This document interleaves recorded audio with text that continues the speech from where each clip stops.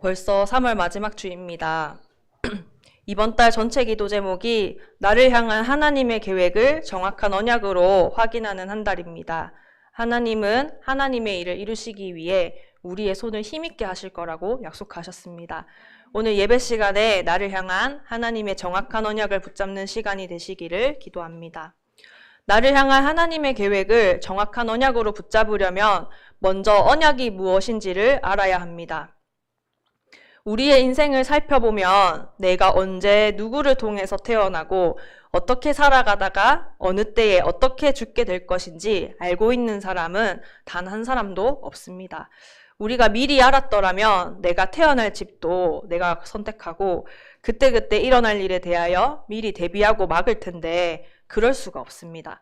그런데 전 세계에서 유일하게 어떤 한 사람에 대하여 어떻게 태어나고 어떻게 살다가 어떻게 죽을 것인지 약속되어 있는 책이 있습니다.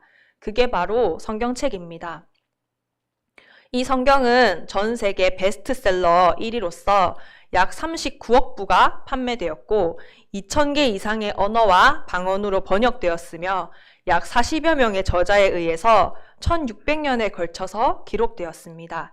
구약 39권, 신약 27권으로 총 66권의 책이 한 권으로 묶여 있는데 이 구약을, 신약을 영어로 했을 때 올드 테스터먼트, 뉴 테스터먼트라고 하는데요.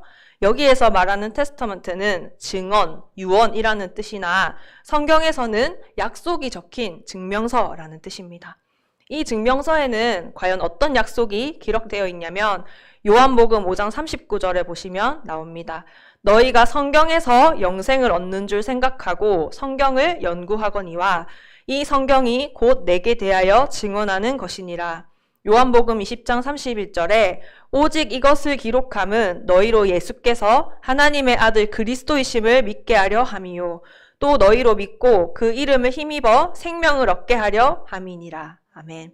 이것이 바로 성경이 기록된 목적이고 이 약속을 바로 언약이라고 합니다. 증명서라고 했을 때 어떤 약속이 기록되어 있냐, 우리가 이렇게 계약인가 하는 생각이 드는데 이 계약이라는 말이랑 언약이라는 말은 비슷해 보이지만 본질적으로는 다릅니다. 이 계약이라는 단어는 당사자들의 이해관계를 조건으로 하여서 약속하고 맺는 관계입니다. 계약은 존중되어야 하고 지켜져야 마땅하지만 파기하는 경우에는 손해를 배상하면 쉽게 해지할 수 있습니다. 이 계약에는 오직 이해관계의 득과 실만 있을 뿐입니다. 그러나 성경에서 말하는 언약은 본질적으로 사랑의 신뢰와 순종을 조건으로 하여 약속하고 맺는 관계로 피로써 맺어지는 사랑의 결속입니다. 피로 맺은 사랑의 약속이 무엇이냐? 바로 예수 그리스도께서 저와 여러분을 위해 십자가에서 피 흘리신 사건입니다.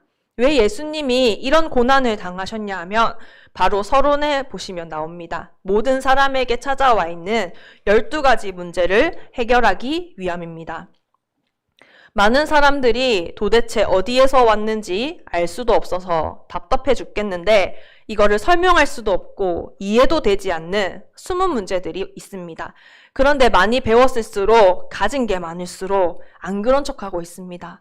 왜냐면은 나의 것이 드러나는 게 두렵고 창피하니까.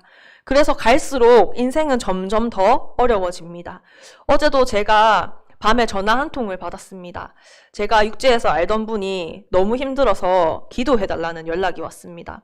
그래서 무슨 일이 생겼나 싶어서 전화를 했더니 매일매일 죽고 싶은 생각이 너무 많이 들고 스트레스를 받아서 어느 날 정신을 차려보니 칼을 사서 자기도 모르게 팔을 긋고 있었다고 합니다. 그런데 이거를 가족들에게 말해봤자 기도하라는 말밖에 더 하겠냐. 왜냐면은 이분의 집이 기독교 집안이기 때문에 이분이 모태신앙입니다. 그런데 어렸을 때부터 교회를 다녔음에도 불구하고 자기의 인생에 진짜 힘든 일이 생겼을 때는 그 누구도 도와줄 수가 없는 것입니다. 그러니까 너무 죽고 싶은데 이 생각을 계속하니까 가족들한테 이 말을 감히 할 수는 없고 너무 힘들어가지고 자기도 모르게 가족들에게 계속 선물을 사서 드리는 겁니다. 너무 힘들어서 이걸 어디에 털어놓고 싶은데 말할 사람은 없고 그래서 갑자기 제가 생각이 나가지고 저한테 이렇게 전화가 왔습니다. 그래서 이렇게 힘든 얘기를 나에게 말해줘서 고맙다. 내가 지금 당신을 위해 기도한다 하면서 오늘 반드시 예배를 드리러 나가라 이렇게 말씀을 드렸습니다. 왜냐하면 지금 전혀 예배 생활이 되고 있지 않는 상태였기 때문입니다. 많은 사람들에게 와 있는 이 문제가 어디에서부터 왜 시작이 되었는가? 그 문제와 답에 대해서 이 성경은 정확하게 밝히고 있습니다. 첫 번째로 창세기 3장, 6장, 11장의 문제입니다. 이 땅의 모든 사람들은 저와 여러분은 영이신 하나님의 형상대로 하나님의 모습을 닮아 영적인 존재로 창조가 되었습니다. 그런데 사탄이라고 하는 이 영적 흑암 존재에게 속아서 하나님과의 약속이 깨지게 되고 하나님을 떠나게 된 원죄 사건 이후로 우리 모든 사람들은 스스로 해결할 수 없는 불행 속에 빠지게 되었습니다. 사단이 이 하와랑 친했던 뱀 속에 들어가서 하와를 속였는데 이때 뭐라고 거짓말을 했냐면 이 선악과 열매를 따먹으면 너의 눈이 밝아져 하나님과 같이 될 것이다. 선악을 판단하게 될 것이다. 그러니까 하나님이 너한테 이 나무 열매를 먹지 말라고 하신 거야. 그 말을 듣고 하와가 다시 이 열매를 보니까 맨날 보던 열매인데 이상하게 먹음직도 하고 보암직도 하고 지혜롭게 할 만큼 탐스러워 보이는 것입니다. 그래서 이 선악과를 단순히 따먹었다 안 먹었다를 말하는 게 아니라 우리가 매 순간 우리의 인생에 중요한 문제를 만났을 때 누구의 말을 듣고 있냐 하는 것입니다. 이번 원단 말씀에서도 내가 가이사 앞에 서야 하리라. 하나님의 언약을 붙잡고 갔던 바울에게 늘 좋고 행복하고 기쁜 일만 있었던 건 아닙니다.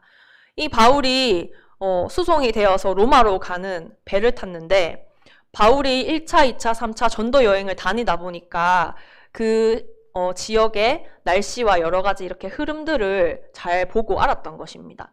그래서 지금 이 배가 이 항구를 떠나면 안 된다라고 말했는데 이 바울은 바다의 전문가가 아니기 때문에 사람들이 이 바울의 말을 귀 기울여 듣지 않았습니다.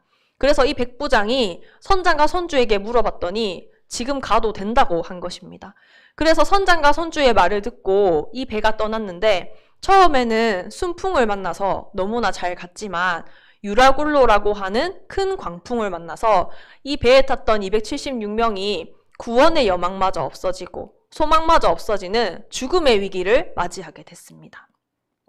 이렇게 내가 주인이 된 나밖에 모르는 사람들의 특징이 있습니다. 사단에게 사로잡혀 하나님을 잊어버리고 먹고 마시고 놀고 타락하고 늘 육신의 만족과 이익을 위하여 열심히 달려갑니다.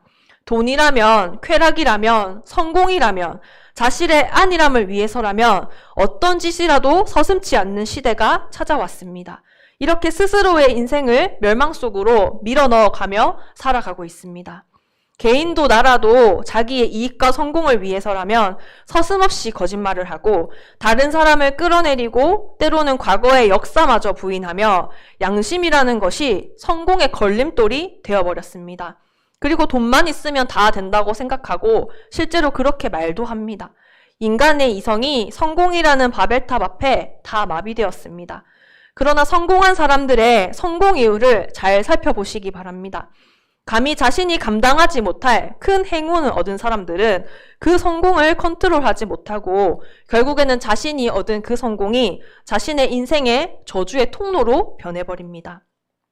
두 번째로는 사도행전 13장, 16장, 19장의 문제입니다. 이번 대통령 선거 당선인께서 청와대를 용산으로 옮기려고 하는 이슈 때문에 여러 가지 기사들이 나오고 말들이 많이 있습니다. 대통령이 한번 움직이시면 그 대통령을 경호하는 인력들 때문에 온 일대가 마비되기 때문에 왜 이렇게 세금을 국고를 낭비하냐. 또 용산 주민분들은 교통 문제 때문에 반대하시는 분들도 있습니다. 그 기사의 댓글을 보니까 왜 갑자기 잘 있던 청와대를 옮기려고 하겠냐. 그 뒤에 옮기라고 시킨 누군가 있겠지 하는 댓글을 제가 봤습니다. 제가 그분과 아는 사이가 아니라서 진짜인지는 확인은 못했는데 그것과 비슷한 내용이 바로 사도행전 13장에도 나옵니다. 그 지역을 다스리던 총독이 있었는데 이 사람이 하나님의 말씀에 대한 관심이 생겼습니다. 그래서 바울을 불러서 하나님의 말씀을 듣고자 하는데 그 총독 옆에 누가 있었냐면 마술사 엘루마라는 사람이 있었습니다.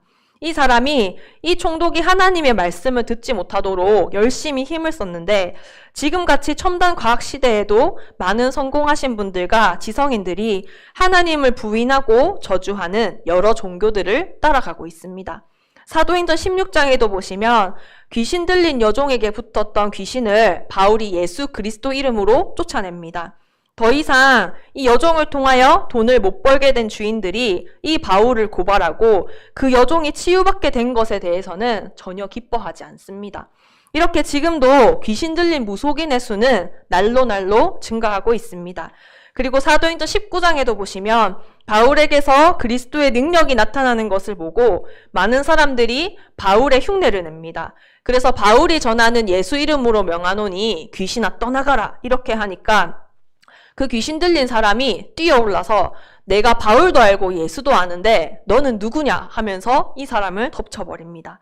이렇게 많은 사람들이 치유되고 하나님의 역사가 일어나는 것을 보면서 그 지역을 사로잡고 있던 종교인들이 갖고 있던 모든 책들을 다 불태웠는데 그 값이 은 5만이나 되었다고 합니다. 문화라는 교묘한 가면을 쓰고 사회 각 계층을 이 사단이 유혹하고 있습니다. 종교, 점술, 문화, 우상 이 모든 것들이 너무나 세련되게 보이고 말이 되는 것처럼 보이지만 그만큼 이것들을 의지하는 이유는 해결되지 않는 인간의 불안함과 공허함이 있기 때문입니다. 이것을 해결해 보려고 집착하다가 개인과 가정과 사회가 무너지고 있습니다. 저도 어릴 때 하나님을 알기 전에는 저희 할아버지 할머니가 저희 집을 지켜주신다고 생각했습니다. 그래서 저희 집 안방에 장롱이에 보면은 신주단지가 있었는데 조그만한 항아리에 아주 좋은 새로 이제 거둔 쌀을 한 가득 넣어놓고 그거를 할아버지 할머니라고 생각하며 기도했습니다. 그래서 학교를 나갈 때에 학교 갔다 집에 왔을 때에도 할아버지 할머니 저희 집 잘 지켜주고 계셨죠. 이렇게 그 앞에 가서 인사도 드리고요. 제사를 지낼 때 음식을 하면 우리가 먼저 먹기 전에 항상 먼저 할아버지 할머니 계신 신주단지 앞에 먼저 갖다 놓고 그 다음에 제사상에 올리고 그 다음에 저희 가족들이 이렇게 먹었습니다. 그렇게 사람이 죽으면 귀신이 된다고 생각하고 믿었기 때문입니다. 이렇게 창세기 3장, 6장, 11장, 사도행전 13장, 16장, 19장의 문제를 가진 사람들에게는 6가지의 운명이 찾아옵니다. 첫 번째로는 내가 내 인생의 주인인 줄 알고 살았는데 배후에 영적인 존재가 있다는 것입니다. 나에게 찾아오는 저주와 재앙이 그 누구의 잘못도 아닙니다. 이 불행을 가져다 준 장본인이 분명히 있는데 이 사실을 모르고 살아가기 때문에 이해할 수 없는 재앙이 계속되고 있는 것입니다. 옛날보다 훨씬 많이 배우고 가지고 발전된 시대를 살아가는데 왜 이렇게 종교가 많고 우리 사람들을 무너지도록 유혹하는 것들이 많습니까? 그만큼 사람들이 불안과 방황 속에 살고 있기 때문입니다. 잘 먹고 잘 사는데도 왜 평안하지 않습니까? 날이 갈수록 정신문제, 우울증, 조울증, 공황장애 등이 점점 늘어가고 있습니다. 그리고 길을 가다 보면은 왜 이렇게 병원과 약국이 많은지요? 과학과 의학과 정신세계도 발전한다고 하는데 육신의 질병은 이미 그 수요를 넘어서고 있습니다. 그리고 천국과 지옥이 없다면 천만다행인데 우리가 죽은 이후에는 반드시 내세가 있습니다. 그런데 천국과 지옥이 있다면 내 인생은 어떻게 되는 것입니까? 또 미래와 죽음 이후의 세계에 대한 불안은 도대체 무엇을 말해주는 것입니까? 또 왜 우리 가정 가문에 있는 이 저주와 질병은 대물림이 됩니까? 이것을 그냥 유전이다, 가족력이다, 우연이다 라고만 말할 수 있습니까? 내 자녀들에게 이런 불행의 유산이 대물림 된다면 그때는 우리가 어떻게 해야 되겠습니까? 예전에 제가 어릴 때 저희 엄마한테 크게 한번 혼난 적이 있습니다. 제가 친구의 말을 듣고 엄마 앞에서 얘기를 했다가 엄마가 절대 다른 데 가서 그 말을 하지 말라고 혼내셨는데 그게 뭐였냐면 엄마, 이혼이 뭐야? 내 친구 누구 엄마 아빠가 이혼했대. 그러니까 절대 그 말을 어디 가서 하지 말라고 하시는 겁니다. 그때 제가 어릴 때만 해도 감히 이혼이라는 단어는 입에 담을 수도 없는 말이었습니다. 그런데 지금은 너무나 많은 사람들이 살아보고 조금 안 맞으면 쉽게 이혼을 합니다. 제 친구 중에 한 명도 대학교에 가서 처음 사귄 남자친구랑, 그전에도 남자친구가 있었지만 대학교에 가서 이제 만난 남자친구랑 CC로 연애를 해가지고 10년 동안 연애를 하고 결혼을 했습니다. 그런데 이제 남자친구랑 전공이 같아가지고 같은 이제 직장에 일을 하게 됐는데 남편이 바람이 난 거예요. 그 직장에 일하는 다른 직원분이랑. 그런데 그거를 몰래 한다고 했는데 차 안에 있는 블랙박스에 그게 음성이 녹음이 되고 녹화가 돼가지고 이혼을 하게 됐는데요. 그 스트레스로 인해서 제 친구가 막 머리가 많이 빠지고 치료도 많이 받고 참 힘든 시절을 보냈습니다. 10년이나 연애를 했으면 그 사람에 대해서 우리가 참 잘 안다고 생각하는데 막상 결혼해보니까 연애할 때와는 또 다른 것입니다. 그래서 10년이나 연애를 했는데 한 1년 정도인가만 살고 이렇게 이혼을 하게 됐습니다. 이혼하는 집은 계속 이혼하고, 술로 망하는 집은 계속 술로 망하고, 노름하는 집은 계속 노름을 하고, 내가 제일 싫어하는 부분, 나에게 가장 연약한 부분이 우리 후대들에게는 절대 대물림 되지 않았으면 좋겠는데, 내가 우리 자녀에게 물려주지 않기 위해서 신내림을 받았는데 나도 무당, 자녀도 무당, 제가 이런 현장들을 참 많이 봤습니다. 이 문제들에서 우리가 어떻게 빠져나올 수 있습니까? 병이 낫고 싶다면 먼저 내가 병에 걸렸음을 인지해야 합니다. 그리고 인정해야 합니다. 또 내 병에 알맞는 과에 찾아가서 진료를 받아야 됩니다. 우리가 감기에 걸리면 내과나 이비인후과로 가야지 산부인과에 가면 안 됩니다. 또 의사 선생님을 찾아가야지 경찰이나 소방관에게 찾아가면 안 됩니다. 우리의 인생에 문제가 생겼을 때는 이 천지 만물을 창조하시고 나를 만드신 하나님을 만나야 합니다. 그리고 그분과 언약을 맺어야 합니다. 구약시대에는 하나님이 언약을 맺으실 때 행하셨던 의식이 있습니다. 바로 재물을 둘로 쪼개는 것입니다. 우리의 죄 문제를 우리가 스스로 해결할 수가 없기 때문에 하나님은 제사장을 통하여 수량과 수염소, 비둘기와 같은 짐승에게 이 사람의 죄를 이렇게 안수를 하고 그 짐승을 조각으로 잘라서 피를 다 뽑아내고 그 짐승을 불로 태웠습니다. 그러면은 이 짐승이 나의 죄를 대신해서 죽게 되어서 내 죄 문제가 해결이 되는 것입니다. 히브리어로 이 언약이라는 원어를 찾아보면 베리트라고 하는데 자르다, 끊다, 새기다라는 뜻을 가진 바라라는 단어에서 파생되었습니다. 그리고 쪼개다라는 단어는 카라트라는 동사를 사용하는데 그래서 영어로 언약을 맺다를 to cut the covenant라고 번역합니다. 재물을 쪼개는 것은 언약을 파기하는 경우에 반드시 죽게 된다는 사실을 내포하고 있습니다. 이것이 창세기 2장 17절에 이 선악과 열매를 따먹는 날에는 너희가 정령 죽으리라 하는 그 언약과 동일합니다. 그런데 쪼개진 재물들 사이로 이 하나님의 횃불이 지나간 것은 횃불 가운데 자신을 나타내신 하나님께서 그 언약에 대하여 전적으로 책임지신다는 것을 의미했습니다. 여러분들 다들 잘 알고 계시는 창세기 22장에 보면 아브라함이 100살이 되어서 낳은 이삭이라는 아주 소중한 아들이 있습니다. 이 아들이 너무 소중한데 하나님은 이 아들을 자신에게 제물로 바치라고 말씀하셨습니다. 그런데 아브라함은 이 말씀에 순종하여 이 이삭을 산으로 데리고 갔는데 이삭이 가면서 아버지에게 질문했습니다. 아버지, 근데 제사를 드리려면 제물이 필요한데 제물은 어디에 있습니까? 이렇게 질문했을 때 아브라함은 하나님이 이미 준비해 놓으셨다라고 얘기했습니다. 그러고 제사를 드리는 곳에 갔더니 갑자기 아버지 아브라함이 이 이삭을 그 제사하는 그 위에 올려놓고 줄로 꽁꽁 묶고 칼로 찌르려고 하는 것입니다. 그때 하나님이 아브라함아 멈춰라. 내가 너의 믿음을 보았다 라고 말씀하시면서 저 수풀을 보면은 내가 준비해 놓은 제물이 있다. 그래서 이삭 대신에 이 수량이 하나님 앞에 바쳐지게 됐습니다.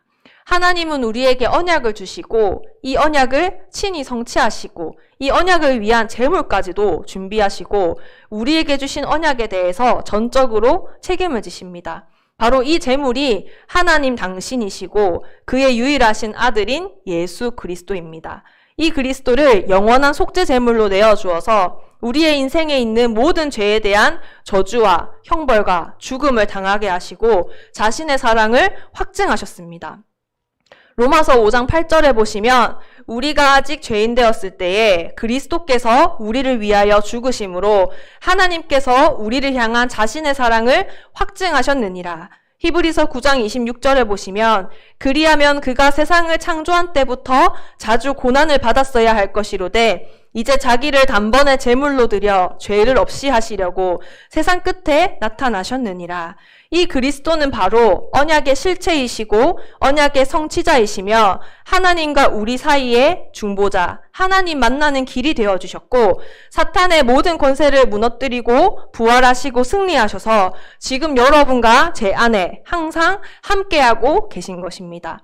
이 언약의 핵심이 바로 그리스도이기 때문에 이 성경 66권 전체에서 단 한 가지, 이 그리스도가 오실 것이라는 거, 그리고 이 그리스도가 오셨다는 거, 이 예언이 기록되어 있고 성취가 되었습니다. 창세기 3장 15절에 보시면 여자의 후손이 뱀의 머리를 상하게 할 것이라 약속하셨습니다. 이 땅의 모든 사람은 남자의 씨를 받아 남자의 후손으로 태어납니다. 하지만 우리 인간의 죄 문제를 해결하기 위해서 하나님은 사람의 방법이 아닌 하나님의 방법으로 여자의 후손으로 찾아오셨습니다. 이사야 7장 14절에 그 이름을 임마누엘이라 하리라. 또 마태복음 1장에도 처녀가 잉태하여 아들을 낳을 것이니 그 이름을 임마누엘이라 하리라 하였으니 이 이름을 번역한즉 하나님이 우리와 함께 계시다 함이라.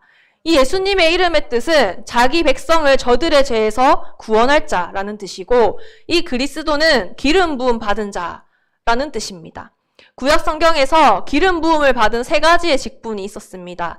선지자, 제사장, 왕입니다.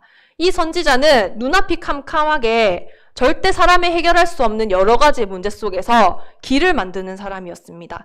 우리의 인생에 무엇이 진짜 문제이고 진짜 답인지를 알려주는 사람이 선지자였고 우리가 해결할 수 없는 죄와 사망의 법, 운명과 사주와 팔자를 십자가의 죽으심으로 단번이, 영원히, 완전히 끝내신 게 바로 제사장이 하신 일입니다. 그래서 이제는 죄와 사망의 법에서 해방되어 생명의 성령의 법이 우리를 다스립니다. 그리고 우리의 인생을 멸망하도록 한평생 매여 죽음의 권세를 가지고 종노릇 당하게 만드는 사단이라는 존재가 있습니다. 이 영적 존재를 이기신 권세를 가지신 분이 바로 그리스도이십니다. 이 땅의 모든 사람이 절대 피할 수 없는 문제가 바로 죽음의 문제입니다. 죄가 없는 사람만이 죽지 않을 수 있습니다. 이 예수님은 하나님이란 증거로 모든 사람에게 찾아온 죽음에서 이기시고 부활 승리하셨습니다. 그래서 이 언약은 반드시 성취되게 되어 있고 우리는 이 일의 증인입니다. 그래서 첫 번째로 보시면 복음의 시작입니다.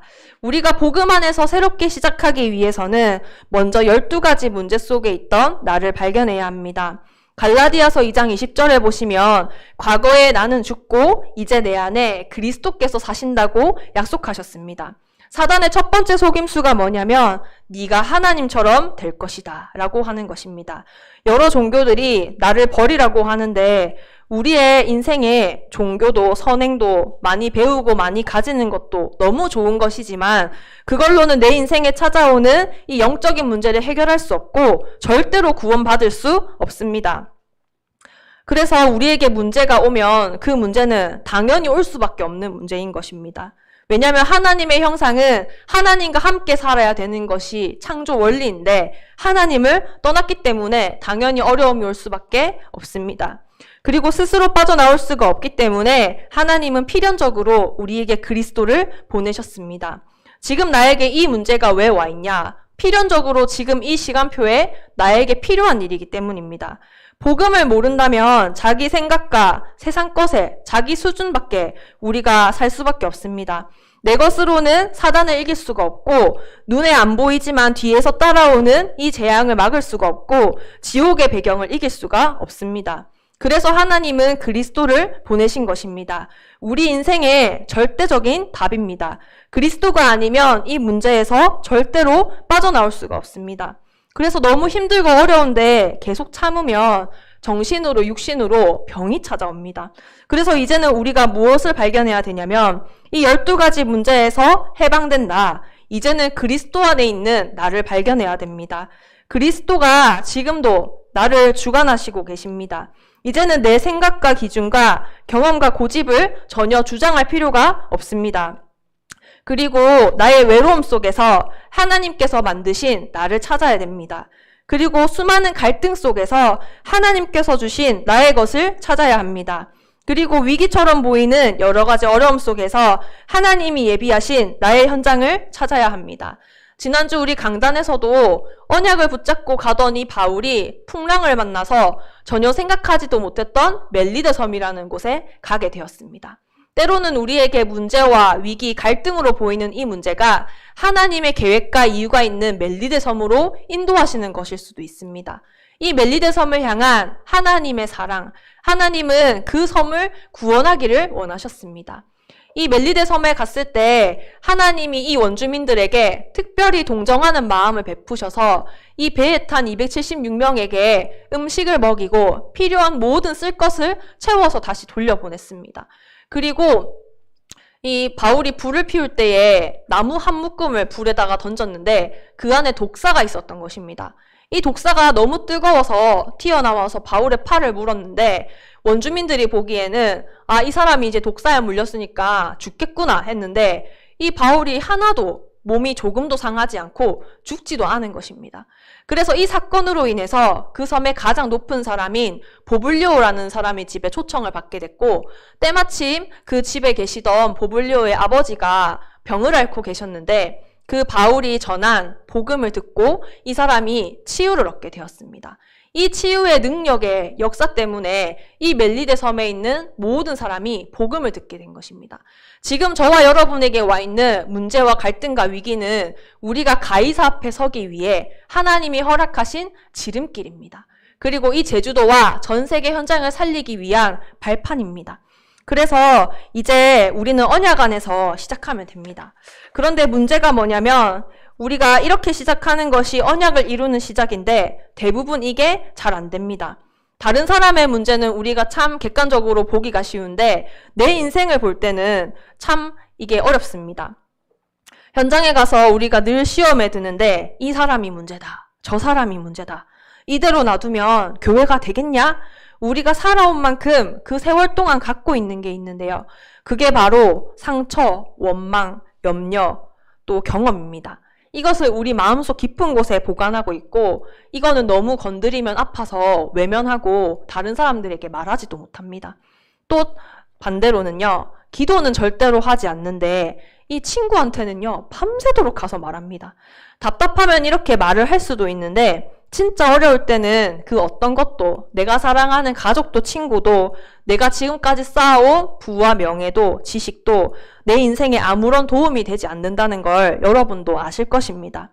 이렇게 해서 될 것 같았으면 왜 예수님이 그리스도를 보내셨겠습니까? 착하게 살아라, 열심히 살아라, 성공해라 하셨을 겁니다. 그런데 그게 아니기 때문에 우리의 인생에 그리스도가 가장 필요하기 때문에 하나님은 우리에게 이 그리스도를 최고의 답으로 보내주신 것입니다.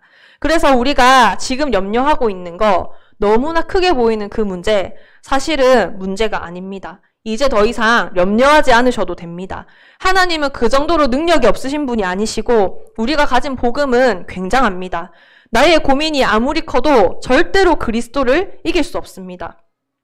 설마 병에 걸렸다 하더라도 우리는 이 복음의 능력으로 이길 수 있습니다. 왜냐하면 하나님이 역사하시면 재창조의 역사가 반드시 일어나기 때문입니다. 그래서 이렇게 복음으로 시작한 사람들에게는 이제 인생의 답이 발견됐기 때문에 복음의 여정이 시작됩니다. 내가 어디로 가야 되는지 인생의 방향이 나오게 됩니다. 우리의 인생의 방향을 결정할 때는 가장 먼저 교회사의 흐름을 봐야 됩니다. 성경을 보면 시대마다 복음이 없어졌고 하나님은 소수의 사람들을 세우셔서 복음을 회복시키셨습니다. 그래서 하나님이 오늘 저와 여러분을 지금 이 자리에 부르신 것입니다. 수많은 교회 중에 왜 하나님이 이 대정 임마누엘 교회에 보내셨냐? 이 제주도를 살리고 전 세계를 살리기 위함입니다. 이 정체성에 대한 진정한 감사가 나올 때에 나에게 맡겨주신 이 직분에 내가 성실하게 임할 때에 치유의 역사가 일어납니다. 사단의 목적이 무엇이냐면 교회가 복음을 놓치도록 하는 것입니다. 그때마다 시대에 재앙이 임했습니다. 복음을 들고 일어나려고 할 때마다 항상 기득권 세력들, 교권들은 이단을 만들어내는 작업을 했습니다. 그때마다 시대를 바꾼 사람들은 기득권 세력들이 아니었고 바로 누명을 쓴 이단들이었습니다. 하나님은 한 번도 교권을 쓰신 적이 없습니다. 사람들이 다 망했다고 생각하는 힘이 없고 무능한 초대교회, 마틴 루터, 무디, 웨슬레 같은 사람들을 사용하셨습니다. 이것을 알면 우리가 억울하고 손해보는 일을 당해도 절대 시험에 들 일이 없습니다. 이렇게 교회사의 흐름을 봤던 믿음의 사람들은 믿음의 사람들의 여정을 걸어갔습니다. 많은 시험과 환난과 핍박을 이긴 사람들이 뜬 눈입니다. 그게 뭐냐면 바로 그루터기의 언약입니다. 나무가 다 불에 타서 없어져도 그 뿌리는 남아있는 것처럼 이 땅의 거룩한 씨가 그루터기니라. 이 그루터기가 바로 저와 여러분들입니다. 그 뿌리에서 새 순이 자라납니다. 이게 바로 여러분의 자녀들과 후대들입니다. 그리고 이 남은 자들이 큰 숲을 이루게 될 것입니다. 흩어진 자 나그네들입니다. 스데반의 환란으로 인해서 유대인들이 전역으로 흩어졌는데요. 그때 처음으로 노예 포로 속국돼서 하는 전도와 선교가 아닌 안디옥 교회가 세워졌습니다. 그래서 이 안디옥 교회를 통해서 자발적인 선교가 처음으로 시작됐습니다. 그래서 많은 시험과 환난과 핍박을 이긴 이 사람들이 뜬 눈이 오늘 저와 여러분들에게 열리고 내가 누구인지를 안다면, 내가 갖고 있는 염려에서만 벗어난다면 하나님은 바로 역사하실 것입니다. 그리고 우리의 인생에 진짜 남은 것이 있습니다. 바로 후대운동입니다. 오늘도 내가 왜 살아야 되느냐? 바로 이 후대들에게 정확한 복음을 전달하기 위함입니다. 교회사의 흐름을 보시면 이 복음의 바톤이 끊어질 때마다 시대에는 재앙이 임했습니다. 우리가 이 후대들을 모아서 제대로 복음을 누릴 수 있도록 곳곳에 도단성 운동을 일으켜야 합니다. 다윗은 많은 사람들이 볼 때에는 너무나 멋있는 왕이었습니다. 모든 부와 명예와 지식을 다 가지고 있지만 이 다윗은 하나님 앞에 본인이 바로 세계를 살리는 선교사였습니다.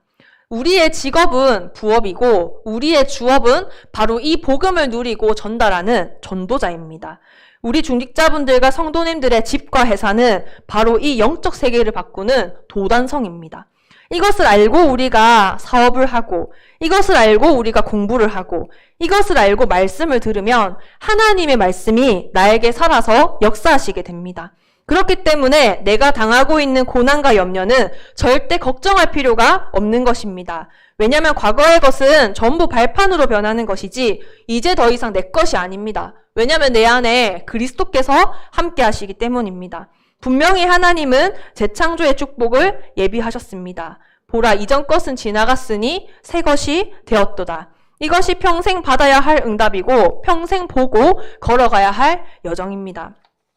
세 번째로는 복음의 누림입니다. 이제는 예수 그리스도 모든 문제 해결자, 이것을 우리가 알고만 끝내는 것이 아니라 나의 것으로 누릴 때에 하나님은 재앙을 막으십니다. 많은 사람들이 성공이 전부인 줄 알고 열심히 따라가는데 하나님도 없이 아주 어마어마해 보입니다. 하지만 이 세상에서의 성공은 사단이 주인되어 있는 성공이기 때문에 잠시, 임시 성공일 뿐이고 거짓 성공일 뿐입니다. 우리의 목표는 성공이 아니라 성공 이후에 우리에게 찾아올 영적 한계에 대해서 대비하는 것입니다. 많은 사람들에게 성공 이후에 수많은 영적 문제와 한계가 찾아올 것인데 그 사람들이 아무도 답을 안 가지고 있습니다. 그래서 세상이 줄 수 없는 이 답과 힘과 평안을 전달하기 위해 하나님이 오늘 저와 여러분을 이 자리로 부르신 것입니다. 그래서 언약을 잡은 바울이 안심하라. 나는 나에게 말씀하신 그대로 되리라고 하나님을 믿노라. 어젯밤에 주의 사자가 내 곁에 와서 말했는데 너희 모두 다 살게 될 거야. 왜냐면 내가 가이사 앞에 서야 되기 때문이야. 이 바울의 안심하라 하는 한마디 때문에 배 안에 있었던 276명의 사람들이 다 구원을 얻게 됩니다. 그래서 오늘 언약을 붙잡은 저와 여러분 한 사람 때문에 하나님은 무너진 우리의 가정도, 산업도, 후대도, 지역도 다시 살리실 것입니다. 많은 사람들이 현장에 가면은 사람 때문에 다 어려움을 당합니다. 회사에 가도 나를 괴롭게 하는 사람이 있고 집에 가도 이해 안 되는 사람이 있고 하지만 우리가 전혀 두려워할 것이 없습니다. 왜냐하면은 나를 힘들고 괴롭게 하는 사람은 지금 너무 힘드니까 도와달라고 지금 우리에게 SOS 요청을 하고 있는 것이기 때문입니다. 그리고 과학과 문화와 문명이 계속 발전하고 있는데 너무나 아름답고 세련되어 보이는 이 멋진 문화가 결국에는 많은 사람들에게 재앙을 몰고 오고 있습니다. 그래서 하나님이 저와 여러분을 부르신 것입니다. 그래서 결론입니다. 하나님께 쓰임받은 사람들의 특징이 있습니다. 바로 여호와의 신에 감동된 사람들이었습니다. 내가 지금 이 자리에 앉아 있다는 것이 얼마나 축복인지 모릅니다. 밤에 너무 캄캄해서 해도 보이지 않고 별도 보이지 않고 구원의 여망마저 없고 소망마저 잃어버린 그 배에 탄 사람들이 바울 한 사람의 그 언약 때문에 다 살아났습니다. 운명과 사주와 팔자와 우상숭배 속에 풍랑과 같은 문제 속에 살다가 저와 여러분이 예수 그리스도로 인하여 하나님의 자녀가 되는 권세를 얻게 되었습니다. 우리가 지금 어디에 앉아 있냐? 바로 이 시대에 유일하게 하나밖에 없는 이 복음을 전하고 누리겠다고 모인 사람들이 이 자리에 와서 앉아 있는 것입니다. 하나님이 원하시는 자들을 부르시니 나아온지라. 하나님이 왜 원하시는 자들을 불러 모으셨냐? 그들과 함께 하시며 또 나가서 전도도 하고 귀신에게 붙잡혀 인생이 망하고 있는 이 사람들을 치유하고 전도하기 위해서 살리기 위해서 하나님이 앞서서 저와 여러분을 불러주신 것입니다. 내 인생이 왜 이렇게 힘들고 안 될까 하는 질문들이 우리에게 많이 있을 수가 있습니다. 진짜로 우리가 보기에도 저 사람은 참 인생이 되는 게 없어. 진짜 열심히 노력하는데 왜 저럴까? 안 되는 사람들이 있습니다. 그 사람들은요, 본인들도 자기가 안 되고 있다는 걸 압니다. 그래서 힘이 빠져 있습니다. 그런데 더 힘이 빠지는 이유가 뭐냐면 내가 이렇게 안 되고 있다는 것을 남들도 알기 때문입니다. 그래서 다른 사람들은 잘 되는 것 같은데 나만 안 되면 괜히 내 마음이 속상하고 신경질이 나기도 합니다. 우리가 하나님 앞에 헌신할 때는 내가 뭔고 힘을 얻고 은혜를 받아서 응답을 받아서 하나님께 헌신하는 게 아닙니다. 우리에게 주신 이 완벽한 가장 정확한 이 복음과 언약에 집중할 때에 하나님이 역사하시는 것입니다. 우리는 이제 더 이상 불신자가 아니기 때문에 불신자의 방법으로 살면 안 됩니다. 불신자처럼 성공해서 그걸로 주를 섬기는 게 아닙니다. 하나님의 말씀 속에 들어갈 때 성령께서 역사하시는 것입니다. 그래서 비록 우리가 사람의 말을 듣지만 하나님은 우리의 목사님을 통하여서 강단을 통하여서 하나님의 음성을 저와 여러분에게 들려주고 계십니다. 그래서 우리의 문제 해결은 바로 강단의 말씀을 언약을 정확하게 붙잡을 때에 끝나는 것입니다. 왜냐하면 우리는 영적인 존재이기 때문에 우리의 그 공허함과 부족함을 세상의 그 어떤 것으로도 채울 수가 없습니다. 그래서 안 되는 분일수록 진짜 하나님의 역사 속에 들어가시면 됩니다. 우리에게 문제와 어려움이 크면 클수록 하나님은 더 크게 역사하실 수 있습니다. 안 되는 사람일수록 유리합니다. 마가다락방에 모였던 사람들은 다 안 되고 힘이 없는 사람들이었습니다. 무조건 안 돼야만 하나님이 일하시냐? 그건 아니지만 마가다락방에 가면은 내가 이단 누명도 쓰고 죽게 되고 사회적으로 단절될 것도 알기 때문에 되는 사람들은 거기에 모이지 않고 다 도망갔습니다.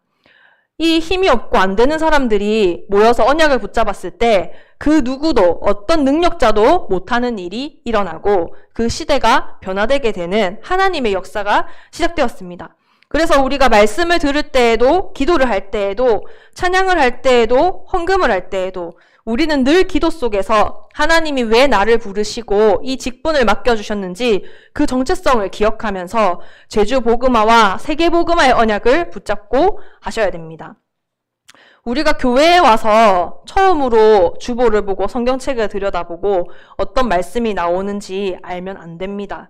토요일에 항상 미리 주보가 올라오는데요. 하나님이 나에게 어떤 말씀을 주실 것인지 주보에 나오는 글도 미리 읽어보시고 거기에 나오는 성경 구절도 미리 찾아서 보시고 또 찬양의 가사들도 미리 보시고 광고도 미리 확인하셔서 내가 하나님을 위하여 우리 후대를 위하여 참여할 수 있는 게 무엇인지 확인하시기 바랍니다. 헌금도 교회에 오셔서 급하게 봉투를 찾으시면 빛의 경제는 조금 기다려야 오는 응답입니다. 그래서 하나님의 언약 속에서 치유되고 승리하고 정복하는 응답의 한 주간이 되시기를 기도합니다. 이 시간 합심으로 기도하겠습니다. 하나님의 영으로 감동된 자로 나의 인생을 구별하여 주시니 감사합니다. 지금도 12가지 문제 속에서 방황하고 풍랑 속에 있는 많은 사람들에게 모든 문제 해결자 대신 예수 그리스도의 언약을 증거하는 생명운동의 문이 나를 통하여 회복되게 하여 주시옵소서. 합심으로 기도하겠습니다.